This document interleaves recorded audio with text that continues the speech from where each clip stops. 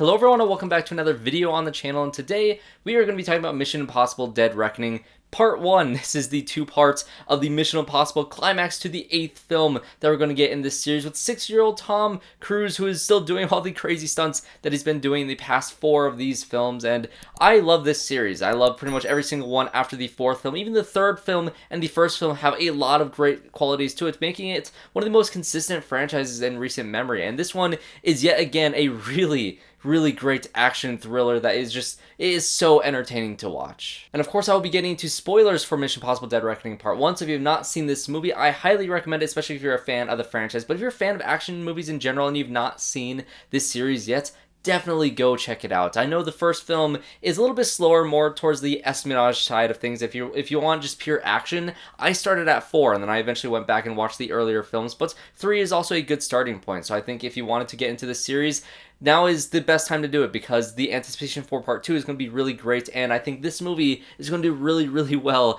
at the box office, because it is so entertaining. So like I said, spoilers, let's just jump right into this thing. So what is Mission Impossible Dead Reckoning Part 1 about? Well, essentially it is about a rogue AI that is essentially threatening the information that is spread around the world, because, you know, when you have a spy movie, or a movie that's based in espionage like this series is, information is extremely important. Information is what's, you know, sparks every single mission at the beginning of every single one of these films, and when that information itself can no longer be trusted, I think that throws a nice little curveball into this series. And so that is essentially what the mission is. There's this key, this 2-part key that needs to be put together that they need to find, because of course all the Mission Impossible films need to have some sort of MacGuffin. So that's the MacGuffin for this series, and this key will be inserted into this part of this submarine that was sunk at the beginning of this film, and that is essentially the mission for this film, is to get a hold of this key and figure out where this submarine is, or what this key goes to. But you go to the Mission Impossible films for the action sequences at this point, and I think it starts off with a great scene in the desert where Tom Cruise essentially has to go find Rebecca Ferguson's character, because she has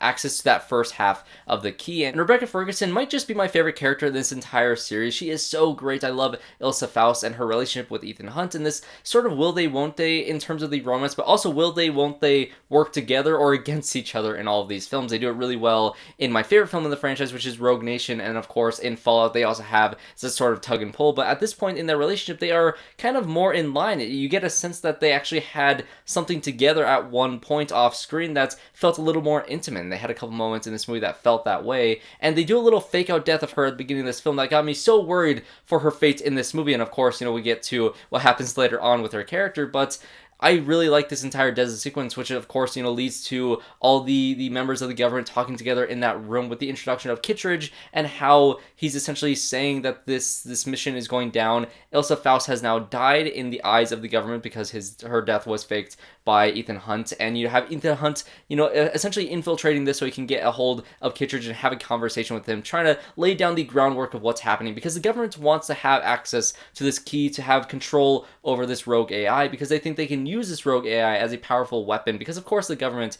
is going to want to do this, and all the governments around the world are also going to want this key for their own purposes, and so they're trying to get a hold of it for themselves. But of course Ethan Hunt wants to find this key, keep it for himself, and destroy the AI and kill it from causing a lot more harm in the world. And honestly, I think somebody should make a Mission Impossible bingo card, because there's certain things that always happens in all these films. Of course, you know, Tom Cruise has to do some death-defying stunt. You have to have a scene where Benji's leading Tom Cruise through a certain situation. He has to run really fast to get to that place, and there's always a sequence that has a character being absolutely bamboozled by a mask reveal, and this is the first sequence where somebody's absolutely bamboozled by a mask reveal. And both times it happens to be towards Kittredge, who also is a big part of the IMF and should know better. He should know when somebody's sneaking around with a mask. He should know that this is about to happen to him, because it happens to him twice, with one Tom Cruise impersonating as one of the people in this government room, and also having Grace, who is played by Hayley Atwell, do that to him towards the end of the film, disguising herself as the White Widow. So he gets bamboozled twice in this film, and I think it's very fun every single time this happens in this series. But this really does set the groundwork for the stakes of this film. It sets the plot and the explanation of this AI and how this entity is actually extremely threatening. But that'll be the first act of this film. Now we can get away from the exposition and try to get into the more fun Mission Impossible type sequences in this film. And of course we get introduced to Grace, like I said, played by Hayley Atwell, who is a phenomenal addition to this series. I absolutely loved her because she's different in this sort of franchise. You know, she is a thief, she is a pickpocketer, and she's really really good at it. She's kind of a weasel type of character that will try to get out of any situation that she finds herself in by either stealing her way out or talking her way out, and she's a very entertaining character to watch, and I think Hayley Atwell absolutely nails all the little, characterizations, the way she talks, the way she walks, the way she maneuvers around situations. I think she's a perfect addition to this franchise, but also showcases a side of the IMF that we never got to see, which is essentially the recruitment process. You get to find a character that is in a tough spot in their life at the lowest points in their life, and they're given the choice to join a greater cause that is the IMF, to join something that's, their life is destroyed. They can't go back from the decisions that they made in this film itself, and so she gets the choice by the end of it to join the IMF, and she eventually does make that choice. And I think that makes her so much more of a compelling character. Instead of being introduced as already an IMF agent, you're getting to see a beginning of an IMF agent's career, and I find her character absolutely fascinating. But this entire sequence in the airport was just so entertaining, seeing her and Tom Cruise interact with each other, and I think their chemistry is phenomenal in this. And this is one of those sequences where everybody's on the board for this point in the movie. Of course, you have Tom Cruise going after Grace in this sequence. You have Esai Morales, who is the villain of this movie, who is also at play in this sequence. You have BENJI and Ving Rhames trying to do two things at once. Ving Rhames is trying to tell Tom Cruise where to go to find Grace, but at the same time, BENJI's running through the airport because there's a bomb that is possibly going to go off at this point in the movie. And you also have Shea Whigham, who is the essentially government agent that is against Tom Cruise in this movie, because of course this could be added to the bingo card of a government agency that is not really knowing what the IMF is up to, and so he's going after Tom Cruise for all the wrong reasons. So it's really an all-timer Mission Impossible sequence. It has the intensity, it has the humor in this sequence, it has, the convoluted nature of all these things happening at once that could be overwhelming in some movies, but in the Mission Impossible franchise, it is exactly what you want. And so, honestly, this is one of my favorite sequences in the entire film. This entire airport thing is just so good. And also highlights the capabilities of Grace as a character, because she's the one who wins the sequence. She gets the key and she escapes scot-free, and everybody else is scrambling to try to catch up to her, and it just shows that her capability as a character, because she is a weasel. She can get out of pretty much anything in this movie. Of course, Tom Cruise eventually catches up to her in Italy, and so you have that amazing car chase sequence, which is another entire sequence I absolutely loved in this film. And honestly, this middle portion of the movie is so absolutely non-stop that it is phenomenal. They go through like 3 different cars in this chase sequence and like 2 different gunfights, and it's just a really long escalating sequence that gets more and more insane. There's even a part where they get into the tiny little yellow car, and you see it highlighted in the trailers. They're handcuffed together and it's in a very awkward position, and at one point they roll down the stairs and they switch seats. Tom Cruise and Hayley Atwell, at one point, Tom Cruise is driving, they roll down the thing, now Hayley Atwell is driving because they switch spots while rolling down the stairs. It's such a funny sequence, and it ends in a great climactic moment where they end up on a train track. Hayley Atwell handcuffs him to the steering wheel and she dips out of there because she's such a weasel trying to get out of any situation. And the movie does one instance of this thing that kind of annoyed me, which happens again at the ending of the film, where Tom Cruise is handcuffed to this thing, this train is coming, it cuts to a wide shot, the train hits the car, and then it cuts to Tom Cruise safely on the side. And that's the exact same thing happens at the end of the film when they're about to fall off the train car, and then, they seem to be slipping off, and then all of a sudden it cuts to the train falling. You think they're gone, but nope, they're actually safe at the top of the train. And so, I don't know, I feel like there's a thrill of them barely escaping by the skin of their teeth and seeing that happen versus seeing the damage of the event that actually happens, that you think they died, and just cutting back to them and them being safe as if nothing ever happened. It felt like a little bit of a convenience, or not really a plot hole. It just felt, it was a weird choice. But at this point in the movie, after that first act where it had most of the exposition for this movie, you really have been nonstop for this entire rest of this first half of the movie that has just been so intense and high octane, and you finally get a time to take a breath, to kind of, regroup with the team and figure out what's going to happen next. And this is when you're introduced to Vanessa Kirby's, role in this film, and how she, of course, is still a broker who tries to put together a buyer and a seller and tries to get herself in a higher position in this world of crime. And so she is in this film doing the exact same thing. She's trying to connect the pair of the villain of the movie, played by Esai Morales, and Grace, who has the key, trying to put them together to try to sell this product, and also put herself in a position where she is on the ally of this actual key, of this entity itself. This entire party is run by this entity, and it's a kind of a confusing sequence of how all the pieces are put together, and this entity itself feels like such a looming presence in this scene, but you don't really still understand exactly what this entity is or what it wants. And I don't think you ever really figure out exactly what the entity itself wants. I don't know if you're ever going to figure out what it wants in general. I think the people around it that want to try to get this entity have the wants itself. I just don't know if the entity has too much of a motive besides knowing exactly how to stop Ethan Hunt. I don't know if there's anything personal besides that with, Esai Morales' character, because of course there is some sort of backstory with him. So let's get into the villain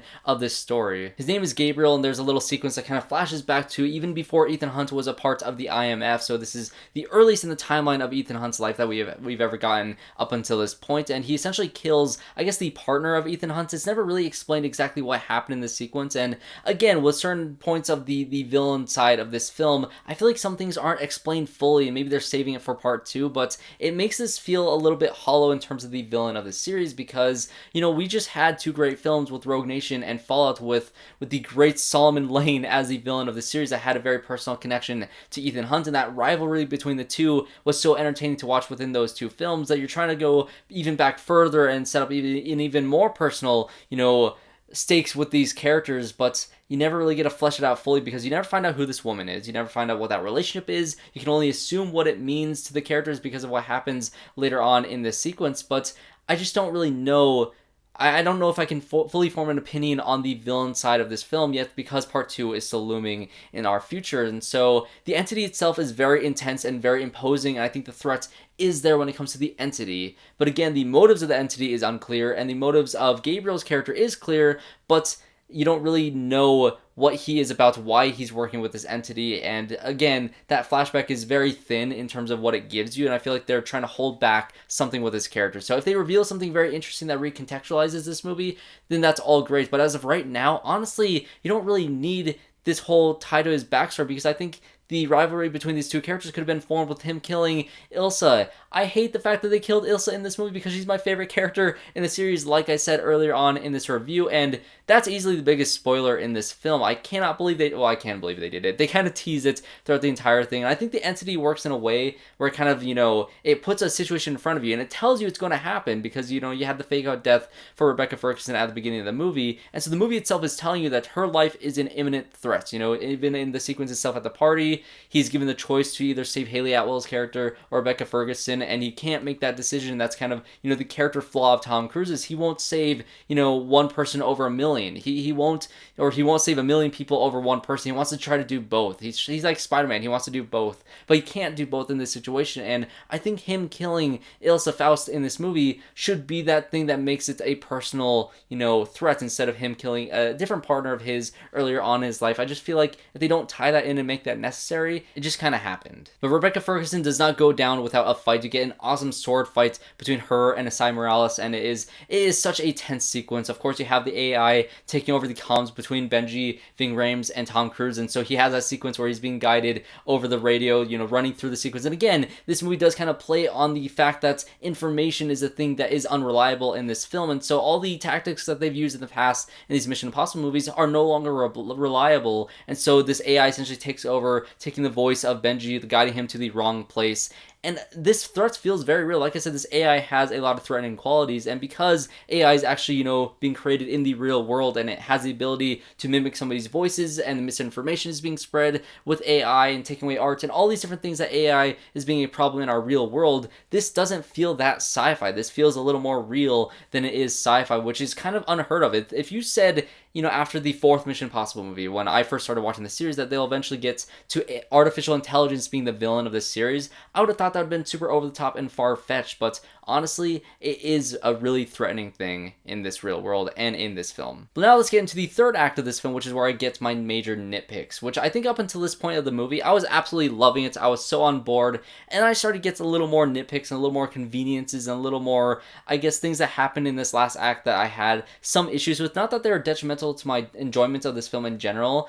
I just don't think it's as good as something like John Wick 4 earlier this year, or even Mission Impossible Fallout or Rogue Nation. I think those are all better than this movie. I think this movie, in terms of my rankings, lies just above or maybe just under Ghost Protocol. I kind of need to see this movie before I decide where I want to put it, but it's in that range. So it's still better than 90% of action movies made today, but I still have some nitpicks. So what are my nitpicks? Well, Tom Cruise being an absolute maniac wanting to drive a motorcycle off a cliff. And if you're a fan of the Mission Impossible series, I'm sure you heard the behind the scenes kind of development of this movie with Christopher McQuarrie asking Tom Cruise what he wanted to do in this film, and Tom Cruise, being the absolute maniac that he is, said he wanted to drive a motorcycle off a cliff, and Christopher McQuarrie, being the absolute maniac that he is, said he wanted to crash a train. And so it felt like, at least in terms of the scene with Tom Cruise riding his motorcycle off a cliff, it felt like they had to kind of write that into the script that didn't really fit, because they easily could have had him just be on the train. It could have saved some time in this movie, because this movie does feel just a bit too long, and it just felt like a bunch of inconveniences had to happen in a very unnatural way to make that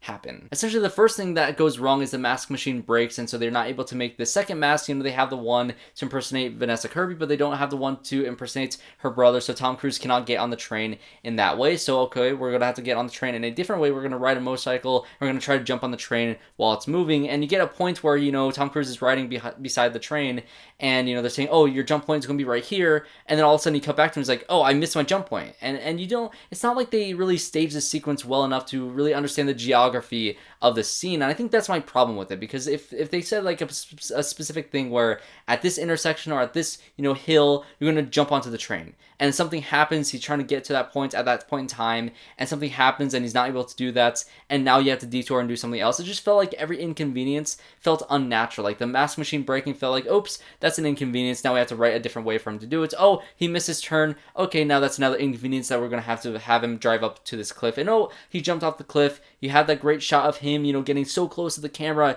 in mid-air, and of course that's a drone, and he pulls his parachute and he flies off in the distance. It's so well shot, it's so thrilling to see the actual stunt itself, but story-wise, he just kind of flies into the side of the train, you know, knocking out the villain of the movie, and, you know, it's just another inconvenience that is stopped by him just flying through the side of the wall, and it feels a little inconsequential and a little convenient. And then you're also editing this stunt along with the whole thing with Hayley Atwell impersonating Vanessa Kirby in a very tense scene with Kittredge, which I thought all that writing was really great, but you're editing together something that's very slow-paced and dialogue-based with something that's very high-octane and stunt-based, and I feel like maybe it works better to edit it together like they did in the film. Maybe if they separated it, it would have felt like there was too much time not seeing Tom Cruise in this movie, because that's a very long sequence where you get to have Kittredge and Hayley Atwell trying to figure out what they're doing on this train. And so, I don't know, there's just some editing choices that felt a little bit odd, or some writing choices that felt a little bit odd, and I think that is mostly because Tom Cruise really wanted to drive his motorcycle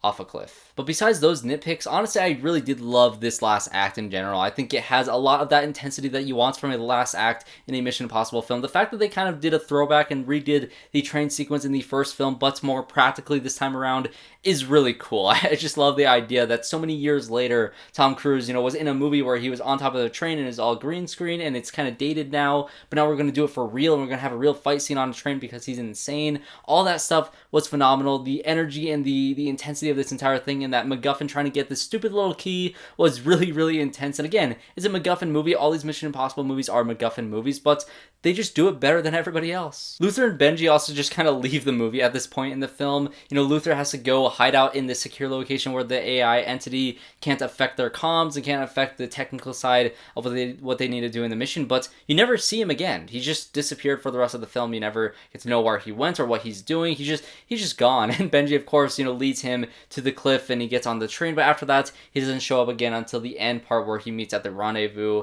And so, it's just the team dynamics here were not as strong as something like Rogue Nation or Fallout, and so I was kind of missing that part of this film. But again, that chemistry with him, with Tom Cruise and Hayley Atwell, was more than enough to satisfy, and I think Pom Klementieff's kind of turn into being a good person at the end of the film was also pretty satisfying. And, you know, having all the key players meet up on this train, it's a very Mission Impossible thing to do. It just didn't have the team that I know and love so much. I wish they were a little bit more involved with it. But besides that, again, small nitpicks for the third act, but overall, I think this is a phenomenal action film that needs to be seen on the big screen. I don't think it's as strong as the other, you know, phenomenal films in this franchise, but it's a very impossibly high bar to reach, and I think they got as close to it as they possibly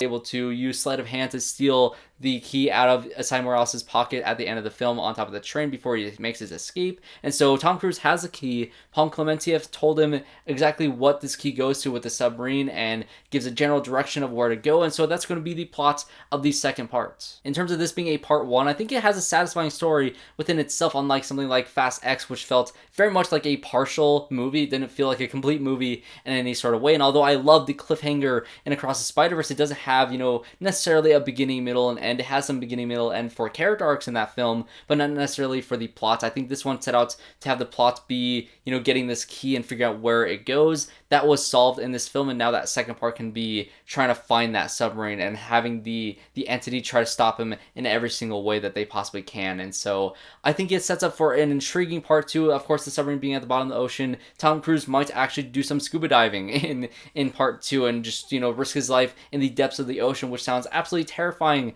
after the whole thing with Ocean Gate. So hopefully Tom Cruise and hopefully this film is made safely, because God, that's probably a little scary. But that's going to be it for me and my review for Mission Impossible Dead Reckoning Part 1. I definitely want to hear you guys in the comments down below. Tell me all your thoughts on this film, whether you liked it, whether you didn't like it, what your favorite sequence was in this film, and also rank all the Mission Impossible films for me in the comments down below. I'll just keep my list really fast right here. I'll try to solidify it. I might switch 4 and this one around back and forth, but I don't know yet. So at number 1, of course, I have Mission Impossible Rogue Nation. I absolutely love that film. I think it's the best written in the series. Under that is Mission Impossible Fallout. I don't think Fallout works without the existence of Rogue Nation, which is why I put Rogue Nation just above it. But Fallout is genuinely one of the best action films ever made. Right below that, I'll probably put this film. I think that Christopher McQuarrie is perfect for this franchise, and I think he adds so much energy to the series. I think this one was another solid addition, and I think I'd put Ghost Protocol right underneath that one. I do like J.J. Abrams' Mission Impossible 3 quite a bit, so that'd go next, and the original one would go underneath that, of course, being a little slower and a little more convoluted, but still being an enjoyable movie. And John Woo's Mission Impossible 2 will be at the very bottom of my list, even though that movie is still entertaining in a kind of bad it's good kind of way, but also it's also very entertaining, so maybe it is good. I don't know. It's definitely at the bottom of everybody's list, so that's just going to be my rankings of this series. So thanks everybody for watching this video. Like I said, if you enjoyed, comment down below, leave a like, subscribe to the channel to see more reviews just like this one. I hope to see you all in my next one.